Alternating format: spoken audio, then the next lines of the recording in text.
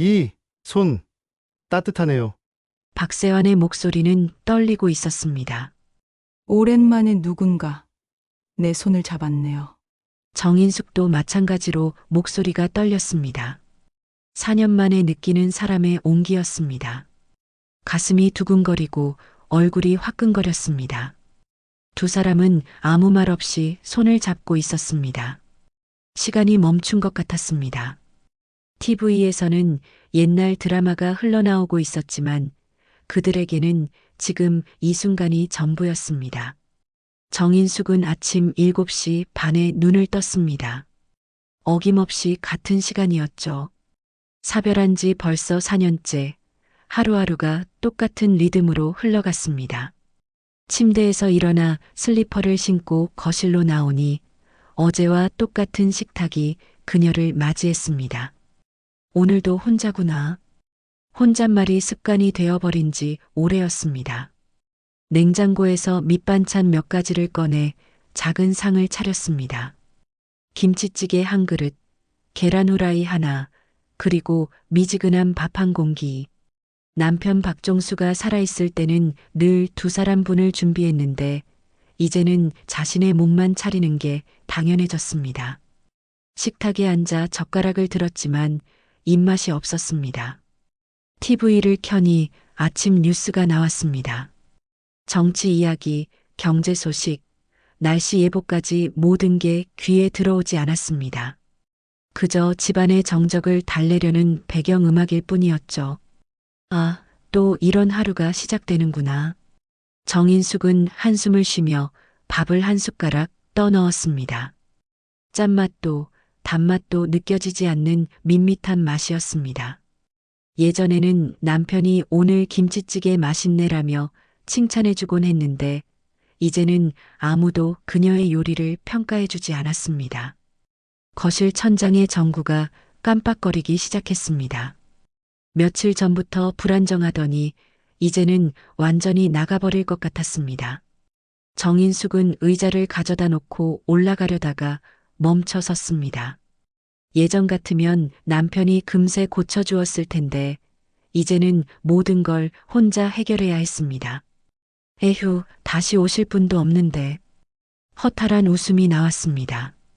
전구 하나 갈지 못하는 자신이 한심하기도 하고 도움을 청할 사람이 없다는 현실이 서글프기도 했습니다. 의자에서 내려와 핸드폰을 집어들었습니다. 외동딸 미란의 번호를 눌렀습니다. 여보세요, 미란아. 엄마. 왜 이렇게 일찍 전화해? 무슨 일이야? 아니야, 그냥. 전구가 나가서. 전화 너머로 미란의 한숨소리가 들렸습니다. 엄마, 전구 하나 못 갈면서 왜 혼자 살아? 요즘 기사들 부르면 다 해줘. AS 센터에 전화하든가. 그래도 남이잖아. 집에 낯선 사람 부르기가. 엄마, 지금이 어느 시대인데.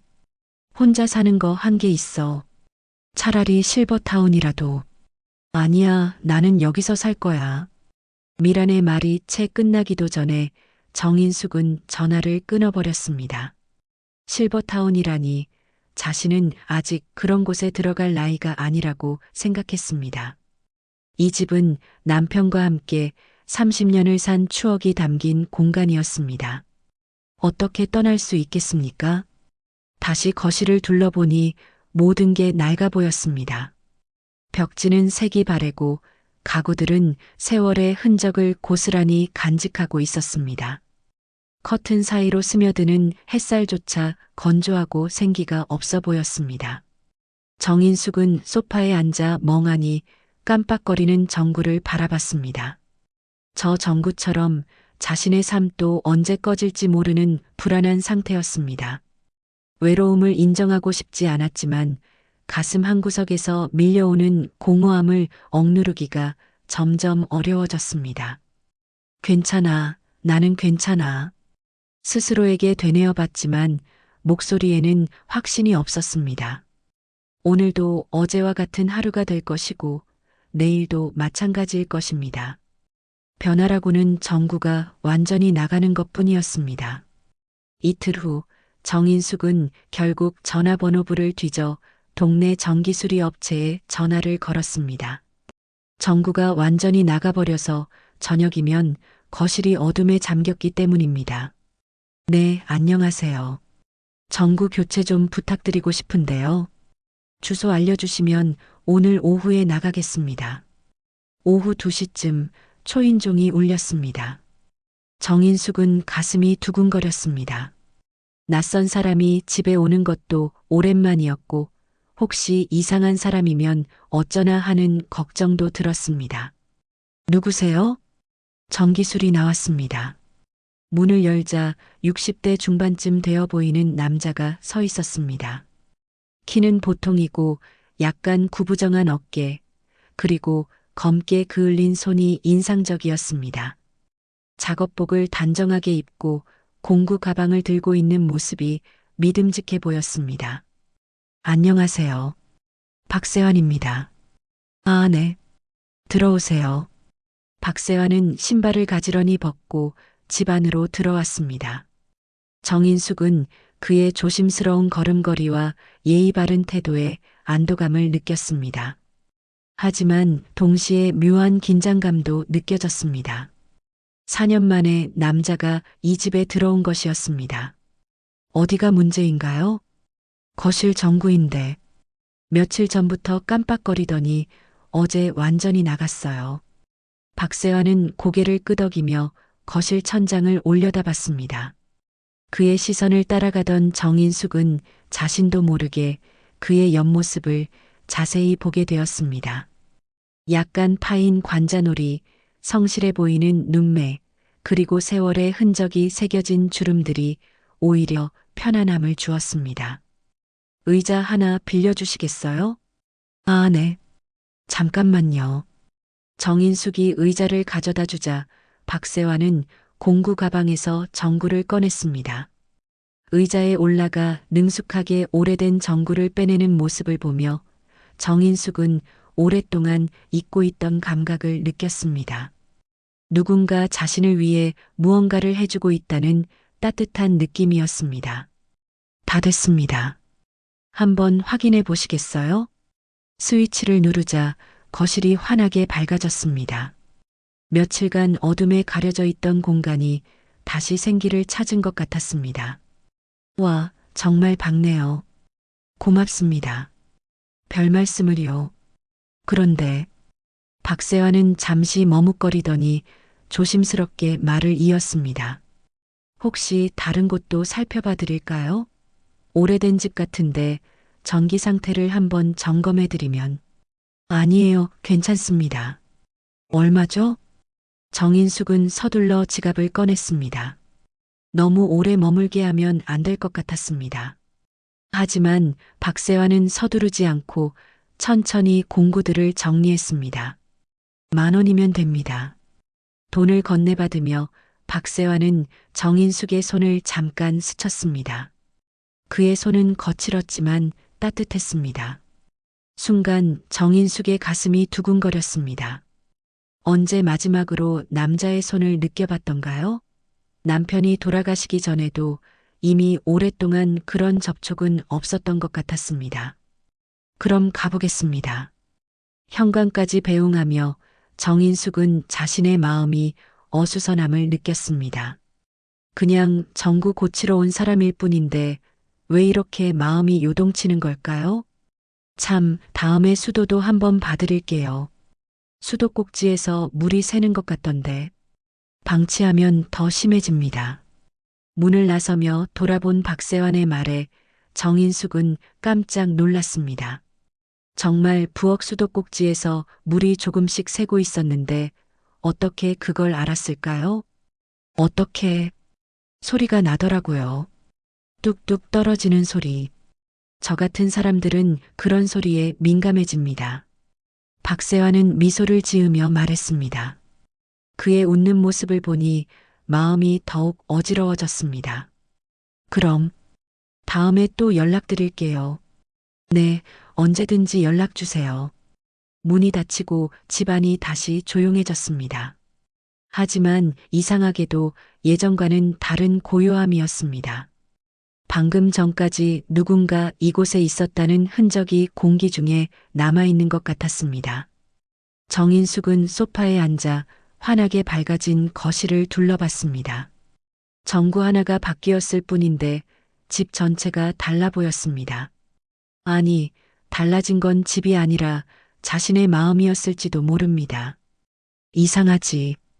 그냥 전구 고치는 사람인데 왜 심장이 이렇게 뛰는 거야? 혼잣말을 하며 가슴에 손을 올렸습니다. 정말 심장 박동이 평소보다 빨라져 있었습니다. 오랫동안 잊고 있던 감정이 조금씩 깨어나고 있음을 느꼈습니다. 일주일 후 정인숙은 정말로 박세환에게 전화를 걸었습니다. 부엌 수도꼭지에서 떨어지는 물소리가 밤에 유독 크게 들려서 잠을 이루기 어려웠기 때문입니다. 안녕하세요. 저 지난번에 전구. 기억합니다. 수도 문제 있으시다고 했죠? 박세환의 목소리는 전화 너머로도 따뜻하게 들렸습니다. 정인숙은 괜히 얼굴이 붉어지는 것을 느꼈습니다. 네, 언제 시간 되시면 오늘 오후에 나가겠습니다. 이번에는 박세환이 오기 전에 정인숙이 부산을 떨었습니다. 머리를 빗고 깔끔한 옷으로 갈아입었습니다. 왜 그러는지 자신도 모르겠지만 누군가 자신을 보러 온다는 생각에 마음이 설렜습니다. 초인종이 울리자 정인숙은 재빨리 문을 열었습니다. 안녕하세요. 안녕하세요. 오늘은 일찍 오셨네요. 할 일이 없어서요. 부엌이 어디죠? 박세환은 이번에도 정중하게 신발을 벗고 들어왔습니다. 부엌으로 안내하며 정인숙은 그의 뒷모습을 바라봤습니다. 구부정하지만 어깨가 넓고 걸음걸이가 묵직해서 신뢰감이 들었습니다. 여기 수도꼭지에서 물이 떨어져요. 정말 심하네요. 이거 오래 방치하면 수도요금도 많이 나올 텐데. 박세환은 공구를 꺼내 수도꼭지를 분해하기 시작했습니다. 정인숙은 옆에서 그의 손놀림을 지켜봤습니다. 거친 손이지만 섬세하게 움직이는 모습이 인상적이었습니다. 혼자 사시는 거 힘드시죠?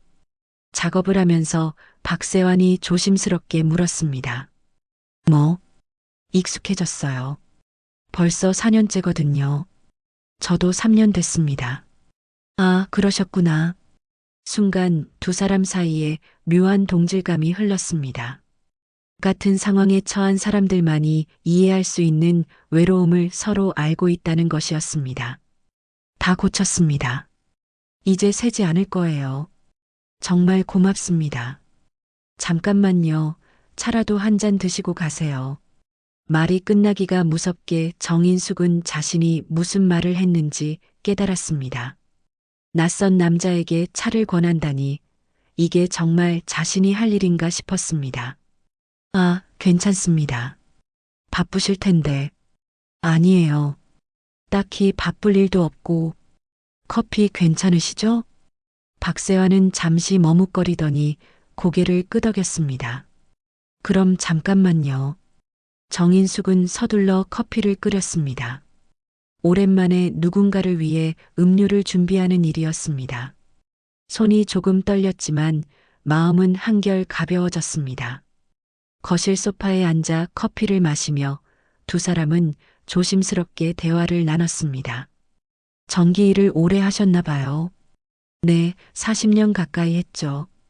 퇴직하고 나서 이렇게 아르바이트로 다니고 있습니다. 자식들은 어떻게 지내세요? 아들 하나 있는데 서울에서 살고 있어요. 가끔 안부 전화 정도. 사모님은요? 딸 하나 있어요.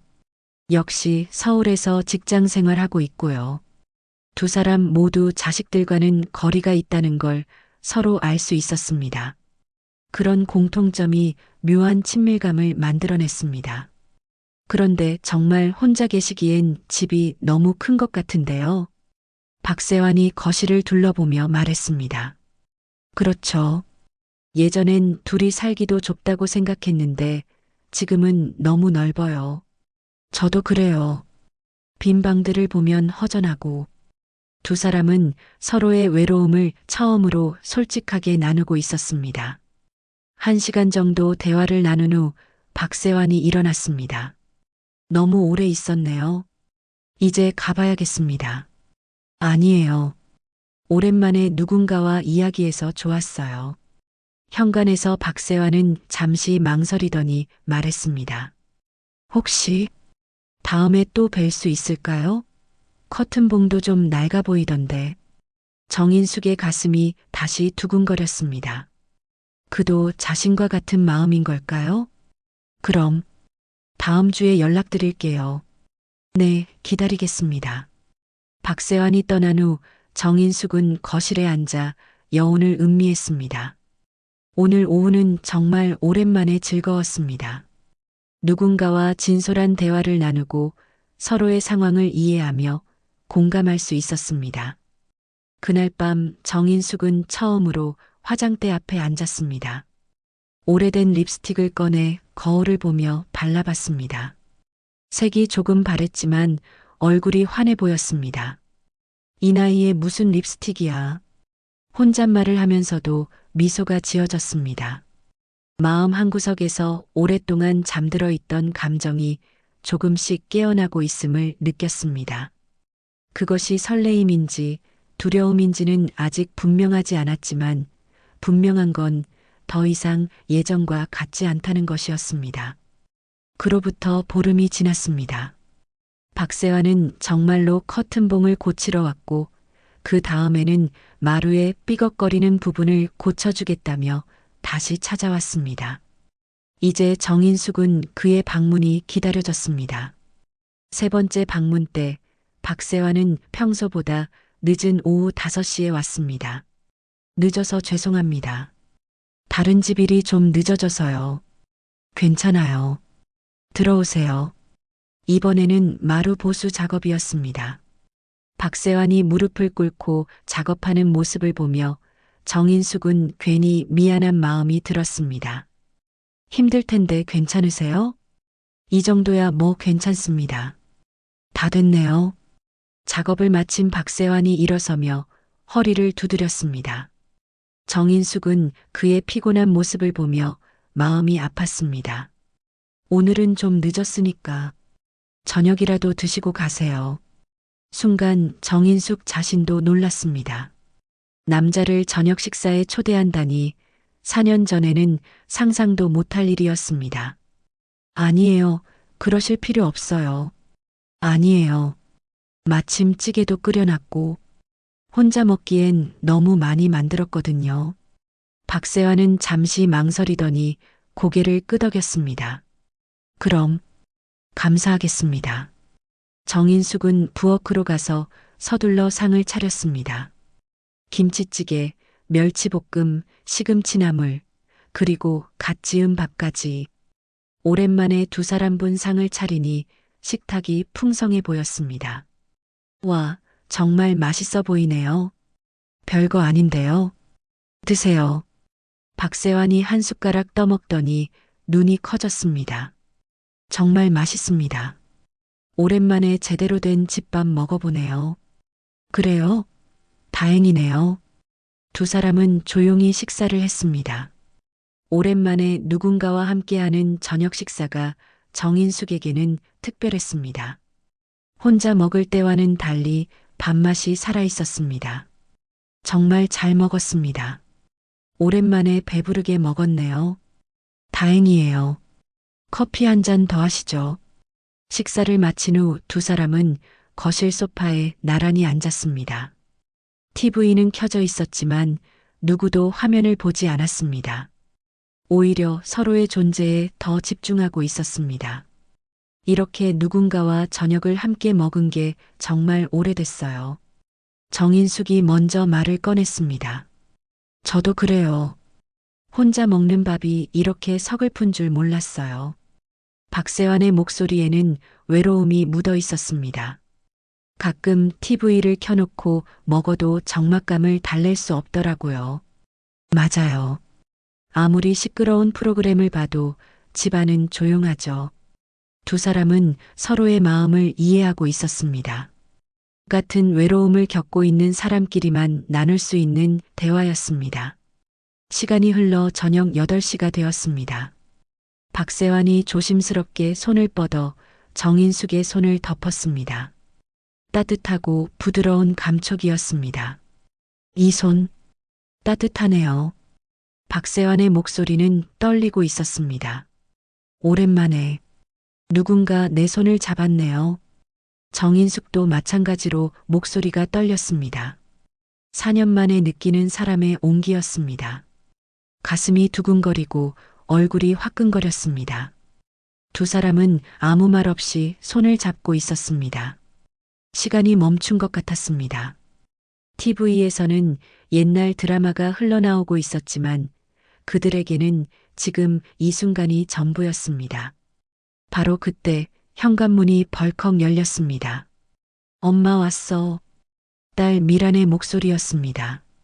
정인숙과 박세환은 깜짝 놀라며 손을 놓았지만 이미 늦었습니다. 미란은 거실로 들어오다가 두 사람이 손을 잡고 있는 모습을 목격하고 말았습니다. 얼굴이 순간 굳어졌습니다. 엄마, 이게 뭐야? 미란의 목소리는 차갑고 날카로웠습니다. 정인숙은 당황해서 어쩔 줄 몰랐습니다. 미란아, 이건 누구세요? 미란이 박세환을 쏘아보며 물었습니다. 저는 집 수리하러 온. 집 수리하는 사람이 왜 엄마 손을 잡고 있어요? 미란의 목소리가 점점 높아졌습니다. 박세환은 당황해서 자리에서 일어났습니다. 죄송합니다. 오해가 있었나 봅니다. 저는 가보겠습니다. 잠깐만요, 미란아. 오해야. 정인숙이 서둘러 말했지만 미란은 화가 나 있었습니다. 오해? 분명히 손을 잡고 있었잖아. 박세환은 더 이상 머물 수 없다는 걸 알았습니다. 조용히 현관으로 향했습니다. 정말 죄송합니다. 앞으로는 연락하지 않겠습니다. 박세환이 급히 신발을 신고 나가자 현관문이 쾅 닫혔습니다. 거실에는 정인숙과 미란만 남게 되었습니다. 엄마, 정말 실망이야. 미란의 차가운 말이 정인숙의 가슴을 후벼 팠습니다. 방금 전까지의 따뜻했던 순간들이 한순간에 산산조각 났습니다. 미란은 가방을 던지듯 소파에 놓고 정인숙을 노려봤습니다. 방금 전까지 따뜻했던 거실 분위기가 순식간에 차갑게 변했습니다. 엄마, 지금 상황이 뭔지 알아? 미란아, 진정해. 내가 생각하는 게 아니야. 그럼 뭐야? 분명히 남자랑 손잡고 있었잖아. 미란의 목소리가 점점 커졌습니다. 정인숙은 딸의 화난 모습을 보며 가슴이 철렁 내려앉았습니다. 그냥 잠깐 그런 거였어. 외로워서. 엄마가 지금 무슨 말을 하는 거야? 미란은 믿을 수 없다는 표정으로 고개를 저었습니다.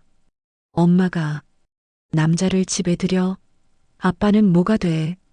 그 말을 듣는 순간 정인숙의 가슴이 찢어지는 것 같았습니다. 죄책감과 서러움이 동시에 밀려왔습니다. 미란아, 내 아빠는. 아빠가 돌아가신 지 겨우 4년밖에 안 됐어. 그런데 엄마가 벌써 다른 남자를? 그게 아니야. 정인숙이 소리쳤습니다. 더 이상 참을 수 없었습니다. 내 아빠, 나한텐 남편이었지만 사람으로선 너무 외로웠어. 뭐라고? 30년을 함께 살면서도 진짜 대화다운 대화를 해본 적이 몇 번이나 될까? 내 아빠는 좋은 사람이었지만 나는 그저 뒷바라지하는 사람일 뿐이었어. 정인숙의 목소리가 떨렸습니다. 오랫동안 마음속에 묻어두었던 진실을 처음으로 꺼내는 것이었습니다. 그렇다고 해서 다른 남자를? 내가 뭘 알아? 혼자 사는 게 얼마나 외로운지, 누구와 말 한마디 나눌 사람이 없다는 게 얼마나 서글픈지. 정인숙의 눈에서 눈물이 흘러내렸습니다. 엄마도 사람이야. 66살이지만 아직 살아있는 사람이라고. 미라는 엄마의 눈물을 보며 잠시 말문이 막혔습니다. 하지만 여전히 화가 가라앉지 않았습니다. 그래도 이건 아니지. 집에 남자를 부르고 저녁까지 같이 먹고 아무것도 안 했어. 그냥 손만 잡았을 뿐이야. 손만 잡았다고? 그것도 충분히 문제야. 미라는 머리를 쥐어뜯으며 방을 서성거렸습니다. 동네 사람들이 알면 뭐라고 하겠어? 우리 엄마가 다른 남자와 남들 시선만 신경 쓰는구나. 정인숙이 쓸쓸하게 웃었습니다. 내 마음은 중요하지 않고 엄마 마음도 중요하지만 이건 아니야. 아빠한테 미안하지 않아? 그 말에 정인숙은 더 이상 할 말이 없었습니다. 죄책감이 밀려왔습니다. 정말 남편에게 미안한 일일까요? 아니면 4년간 혼자 살아온 자신에게도 사랑받을 권리가 있는 걸까요? 그 사람 연락처 지워. 다시는 만나지 마. 미란의 단호한 말에 정인숙은 고개를 떨어뜨렸습니다. 알았어. 진짜야? 응, 알았다고. 미라는 가방을 들고 현관으로 향했습니다.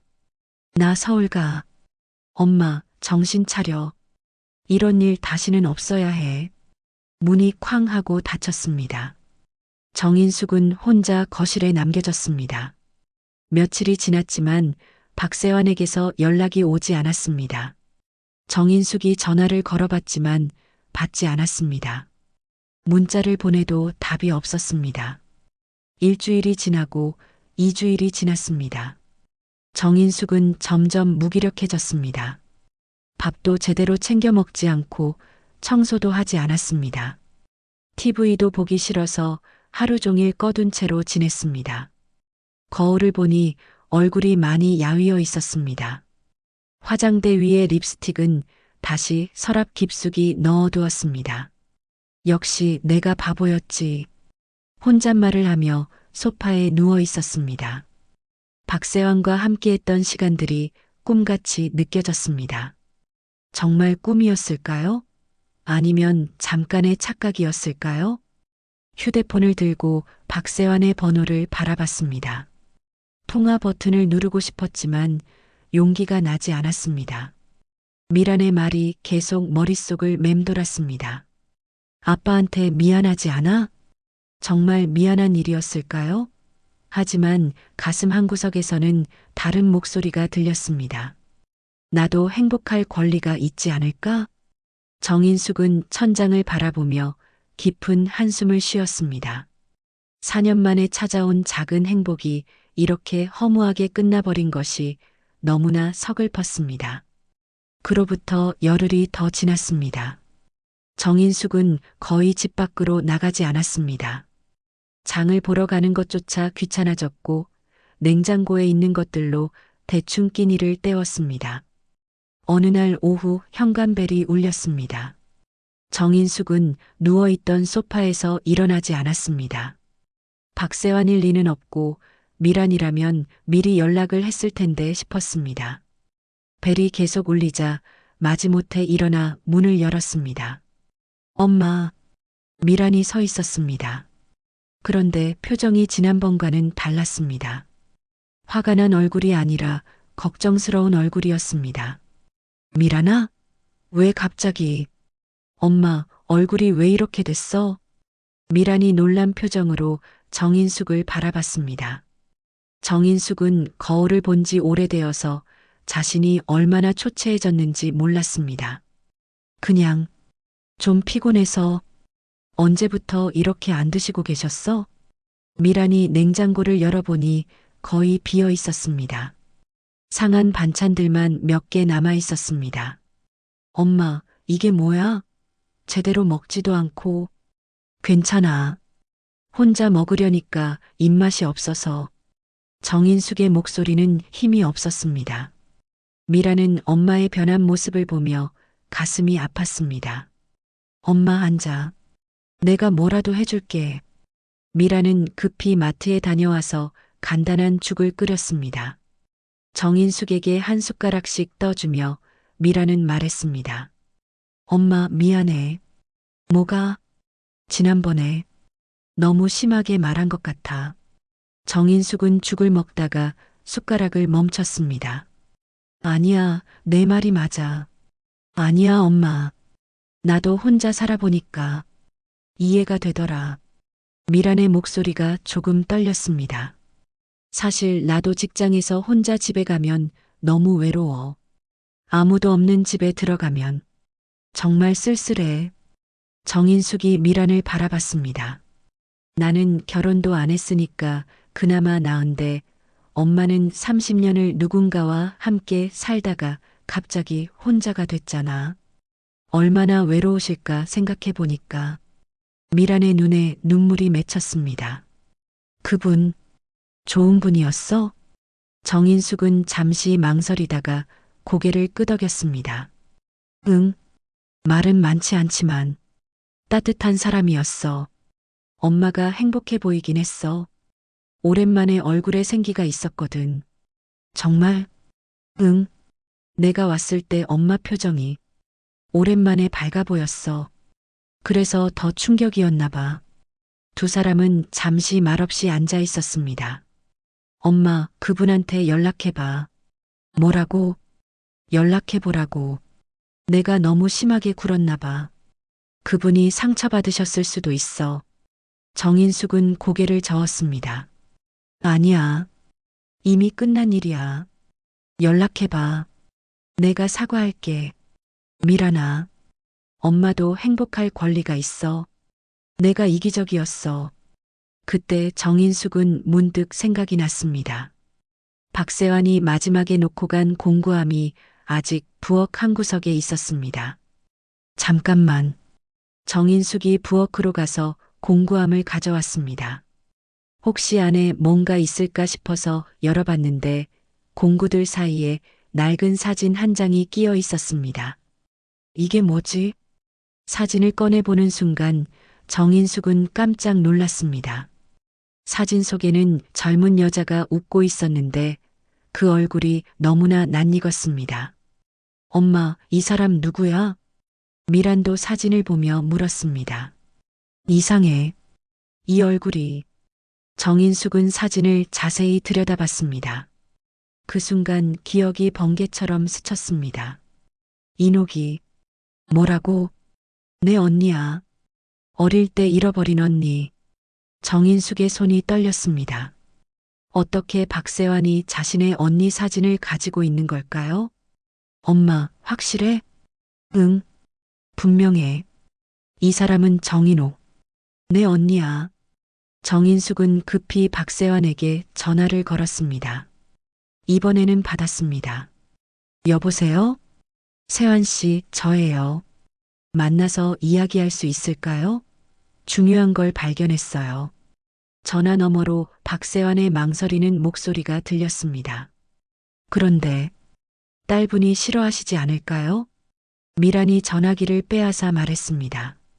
아저씨, 저예요. 제가 사과드리고 싶어요. 우리 집으로 와주세요. 1시간 후 박세환이 조심스럽게 현관문을 두드렸습니다. 문을 연 정인숙의 얼굴을 보고 그는 깜짝 놀랐습니다. 많이 야위셨네요. 들어오세요. 거실에서 미란이 기다리고 있었습니다. 박세환은 어색하게 인사했습니다. 안녕하세요. 안녕하세요, 아저씨. 지난번에는 죄송했어요. 미란이 고개를 숙여 사과했습니다. 아니에요. 딸 입장에서 당연한 반응이었죠. 박세환은 정중하게 대답했습니다. 세 사람이 소파에 앉자 정인숙이 사진을 꺼냈습니다. 세환 씨, 이 사진이 공구함에 있었는데 박세환이 사진을 보는 순간 얼굴이 굳어졌습니다. 아, 그거 어떻게 거기 들어갔을까요? 이분이 누구세요? 정인숙의 조심스러운 질문에 박세환은 한참 말을 못했습니다. 제 아내였습니다. 언제 돌아가셨어요? 3년 전에. 암으로. 박세환의 목소리가 떨렸습니다. 아직도 아내 이야기를 하기가 힘들어 보였습니다. 혹시 본명이 뭐였나요? 정인옥이었습니다. 왜 그러세요? 그 순간 정인숙의 눈에서 눈물이 쏟아졌습니다. 미라는 깜짝 놀라며 엄마를 부축했습니다. 엄마, 왜 그래? 인옥이, 내 언니야. 박세환이 벌떡 일어났습니다. 뭐라고요? 정인옥은 제 언니예요. 어릴 때 헤어져서 찾지 못했던. 정인숙은 울먹이며 말했습니다. 6살 때 전쟁통에 헤어졌어요. 부모님이 저만 데리고 피난을 가셨고 언니는 친척집에 맡겨졌는데 그 후로 소식이 끊어졌죠. 박세환은 믿을 수 없다는 표정으로 정인숙을 바라봤습니다. 그럼 아내가 항상 찾던 여동생이 네. 언니는 저를 평생 찾고 계셨나 봐요. 결혼하고 나서도 정인숙이라는 이름을 찾아다녔다고 들었어요. 박세환이 주저앉았습니다. 세상에, 이런 일이, 언니가 어떻게 사셨어요? 정인숙이 떨리는 목소리로 물었습니다. 좋은 사람이었어요. 항상 남을 먼저 생각하고 따뜻하고 당신과 많이 닮았어요. 박세환의 눈에도 눈물이 맺혔습니다. 마지막까지 여동생 이야기를 하셨어요. 인숙이를 꼭 한번 만나보고 싶다고.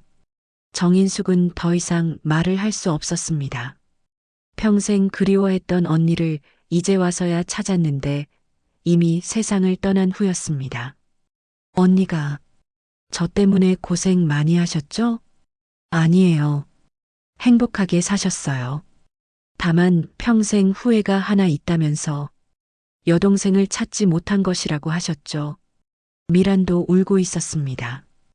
이런 극적인 운명의 만남을 상상이나 했겠습니까? 그럼 아저씨는 우리 엄마의 매형이 되겠네요. 박세환이 쓸쓸하게 웃었습니다. 이상한 인연이네요.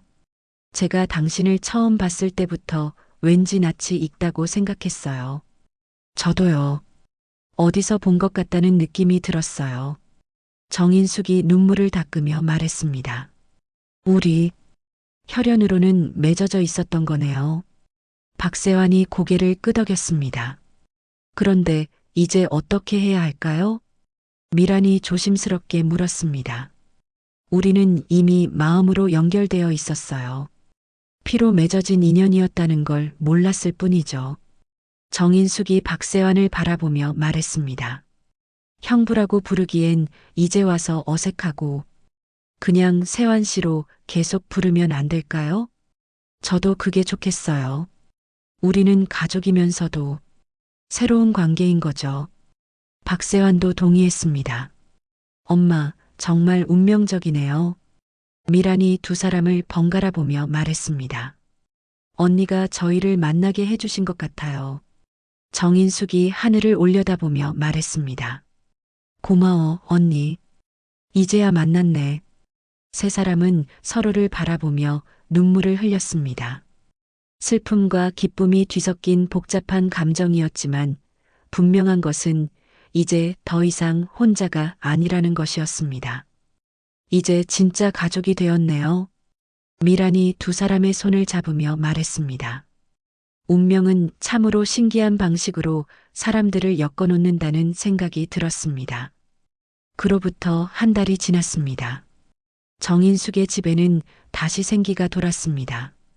박세환은 이제 매일 오지는 않았지만 일주일에 두세 번은 찾아와서 함께 시간을 보냈습니다. 두 사람의 관계는 이전과는 달랐습니다.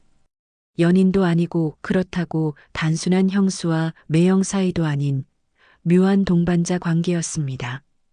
오늘은 뭘 해드릴까요? 박세환이 공구 가방을 들고 들어오며 물었습니다. 이제는 수리할 것보다는 함께 있고 싶어서 오는 것이 분명했습니다. 특별히 고칠 건 없어요. 그냥 차나 마시며 이야기해요. 정인숙이 웃으며 대답했습니다. 얼굴에 다시 생기가 돌았고 화장도 조금씩 하기 시작했습니다. 두 사람은 거실 소파에 앉아 따뜻한 커피를 마셨습니다. TV에서는 옛날 드라마가 흘러나오고 있었습니다.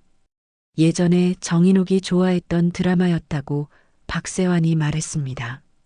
당신 언니도 이 드라마를 좋아하셨어요. 매주 빠짐없이 보셨죠? 그랬구나.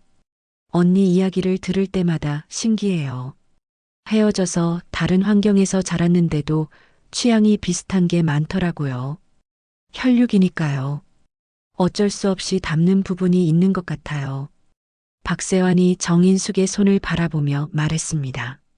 손 모양도 똑같았어요. 가늘고 긴 손가락. 이제는 두 사람이 손을 잡는 것이 자연스러워졌습니다. 처음처럼 가슴이 두근거리지는 않았지만 대신 편안하고 따뜻한 감정이 들었습니다. 세환 씨, 네. 우리가 처음 만났을 때를 생각해보면 정말 신기해요. 그냥 전구 갈러온 사람이었는데, 저도 그래요. 그런데 첫눈에 왠지 편안함을 느꼈어요. 마치 오래 알고 지낸 사람 같다는 느낌이 들었거든요. 두 사람은 서로를 바라보며 미소를 지었습니다. 창밖으로는 해가 서서히 지고 있었습니다. 요즘 미란이가 자주 와요. 전에는 한 달에 한 번 올까 말까 했는데, 다행이네요. 따님이 많이 변하신 것 같아요. 네. 처음에는 반대했지만, 이제는 오히려 우리 관계를 지지해주고 있어요. 며칠 전 미란이 찾아왔을 때의 일이 생각났습니다. 엄마, 이제 정말 얼굴이 밝아지셨네요. 그런가?